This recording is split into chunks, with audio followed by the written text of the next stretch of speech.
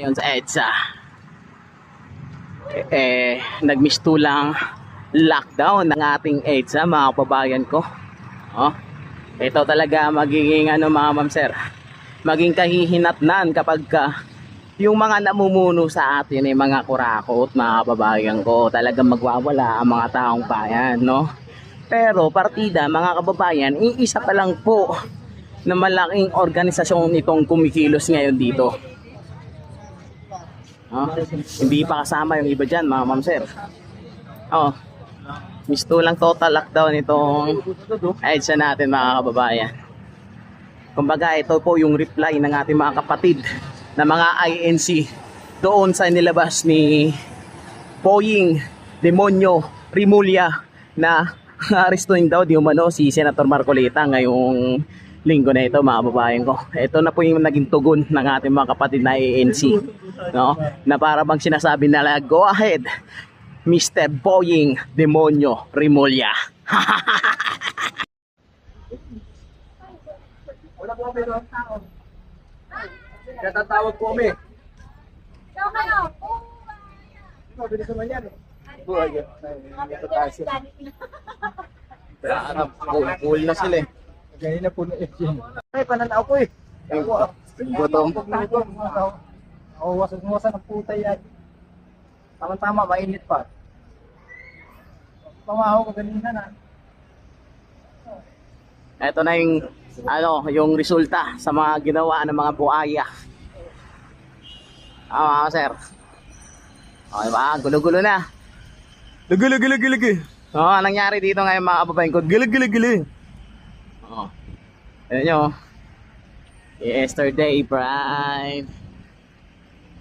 Mga kataan dito sa EDSA. Yan o. Lugu na sila. Gulo. Ayan o. Gulo na. Gulo. Ang i-deliver niya kay Presidente at kay Speaker. Mga kababayan, kapatid kong iglesia, kailangan pong sagutin ng Pangulo ang mga paratang na iyan. Kailangan i-detalye niya at hindi pa pwedeng simpleng denial lang. At I won't want to dignify Zaldi ko. Hindi po, kailangan ipaliwanag niya kung totoo o hindi ang sinasabi ni Zaldi at isa-isahin, ilabas ang dokumento at ipakita sa tao para mapusisi na isang bagay ang gusto nating malaman. Totoo ba na nagnakaw ba o hindi?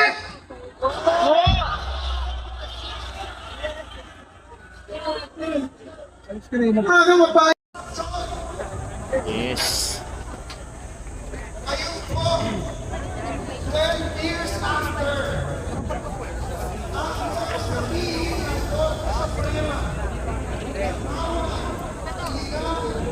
Ito yung update ngayon, mga kababayan ko dito sa EDSA. Magtatayo na po ng stage yung mga kapatid natin ng ANC. Actually, meron na nga pong naitayo dun.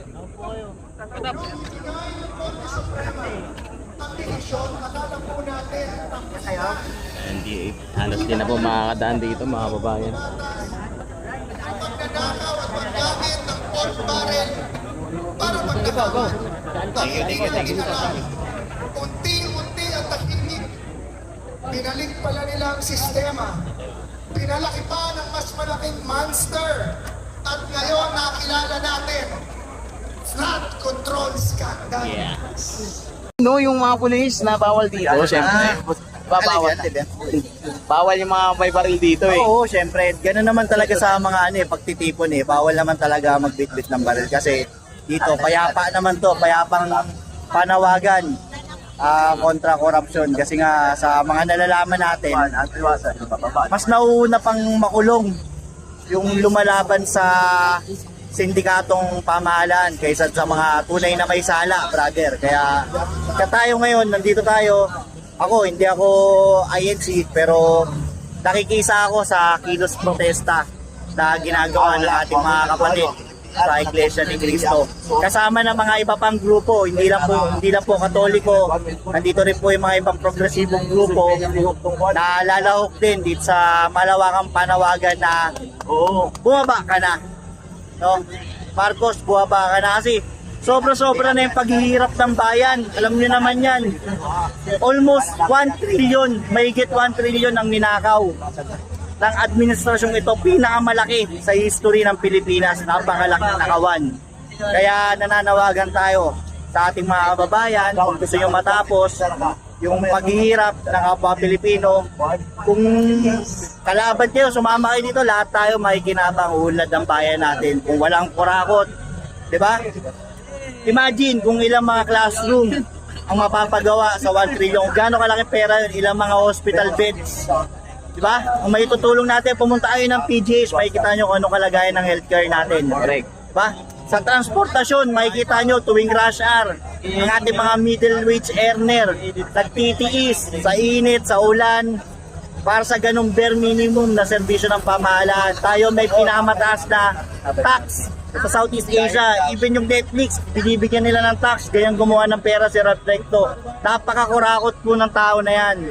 No, lahat po sila sambuatan, lahat ng departamento ng gobyerno sambuatan sa malawakang korupsyon, hindi lamang sa flood control.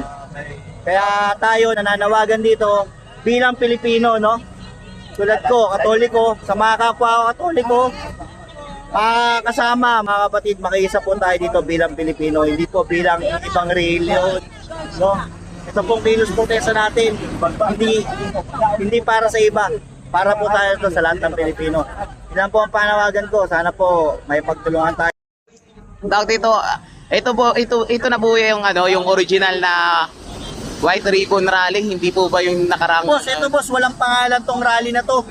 Ano to? Rally to ng sambayan ng Pilipino, ng mamamayang Pilipino. Walang pangalan tong rally na Non-partisan to. kumbaga, ganun. Oo, non-partisan to. Purong pagkadismaya ng mga Pilipino. Kaya nagtipon-tipon ng mga tao dito. Ang malaking organisasyon.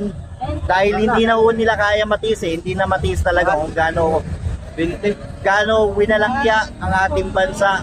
No? Pakikita mo yung sambuatan, yung mga kalaban ng gobyerno, nandun na, nasa loob na ng mga institusyon ng gobyerno. Ganyan na po kalala ang ating bansa ngayon. Grabe, thank you sir ah.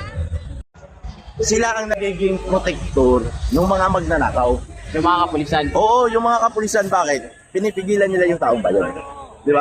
Sila yung pumipigil sa galit ng taong bayan. Pag yung ang taong bayan nag-resist, aarestuhin ng mga pulis, di ba? So ibig sabihin, hindi mailalabas ng taong bayan ang kanyang buong galit at kanyang pagkadismaya. Kahit negative 50 na o kahit maging negative 50 pa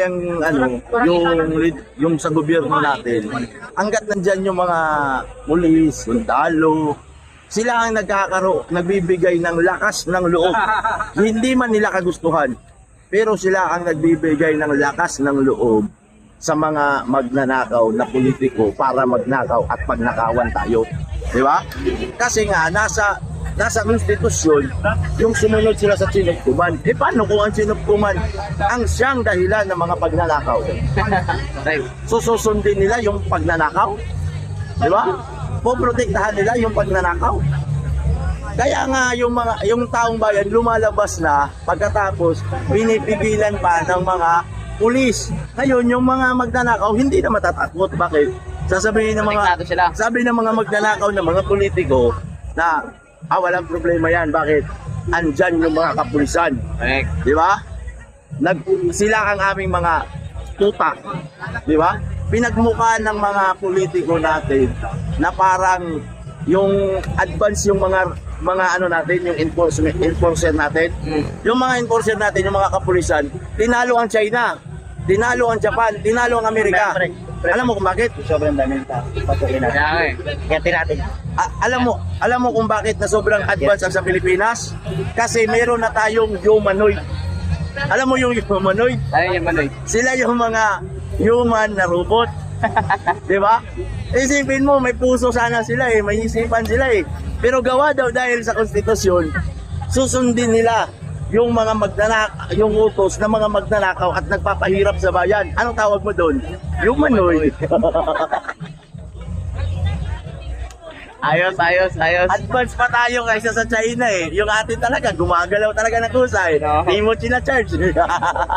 Sa China, robot lang talaga, literal. Oo, sa China, ipoprogram mo. Meron pa mga chips na ilalagay, di ba? Oo. Dito, wala. Ang ilalagay lang sa utak ng mga pulis, konstitusyon. Ang ating mga kapulisan ay profesional. Ang ating mga sundalo ay profesional. Sila ay mga humanoid. Yung mga magnanakaw ng mga kurakot ng mga politiko, nagpapaalam ba sila kung paano sila magnanakaw? Hindi, di ba? Oo. Bakit kung magrarally tayo kinakailangan pa tayo magpaalam?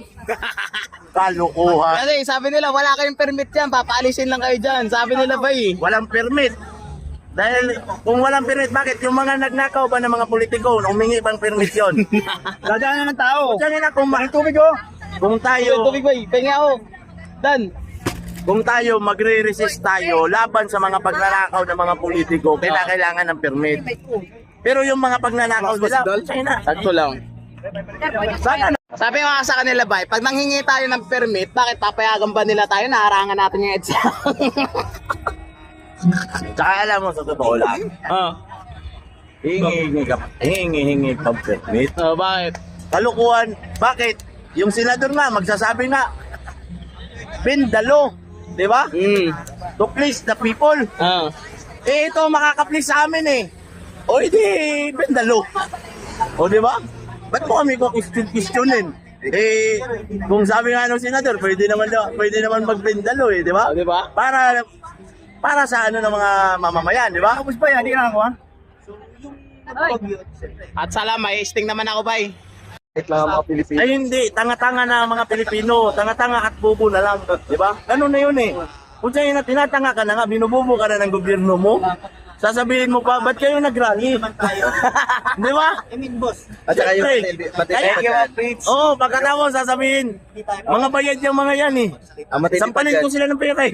yung matindi pa dyan, yung nagsasalita niyan, ninanakawan na masaya pa. Kaya Yung mga nga. hindi nagnanakaw, binabastos pa. Oo. Di ba? Kaya sa totoo lang, pagka ganito, pagka tayo bilang mga Pilipino, sabihin man nila, kawawa kayo, nandiyan kayo sa kalsada, o sige. Pero at least may dangal tayo. Pagdating ng panahon, pagdating sa mga kaapu-apuhan at mga anak, May patay ng harap. kasi magiging kasaysayan yung pagnanakaw eh. Pag sabi ng kasaysayan, ito ang pinakamalaki pagnanakaw, trilyon. Di ba? Yan, kasaysayan yan. Ang tanong sa atin ng mga susunod na henerasyon, di ba nasa henerasyon ninyo yan? O, anong ginawa nyo?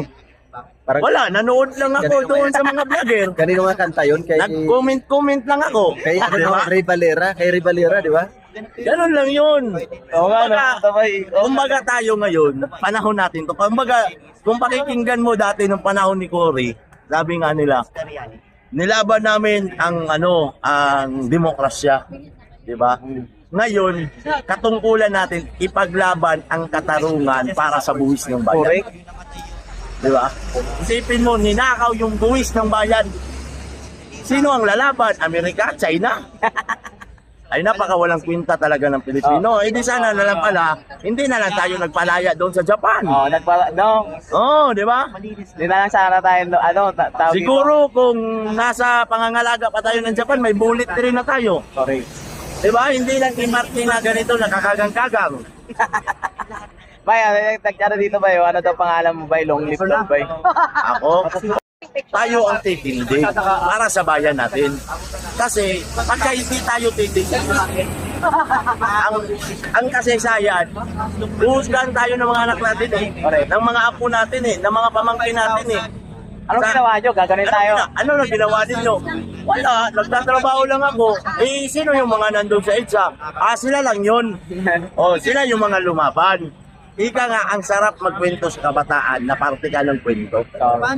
Di ba? Tama. Ang pinakapangit lang doon, pag namatay ka, ikaw ang kwento. Ako, ako, ang katapangan na inaglaban natin yung katarungan para sa buwis ng bayan.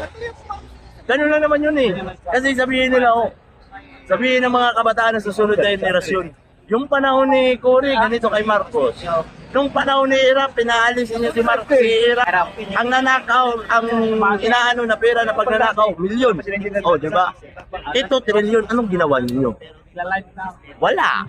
Oh, kasi ang karangalan din ng mga pulis, sabihin ng mga pulis na kami ang nagpigil sa taong bayan.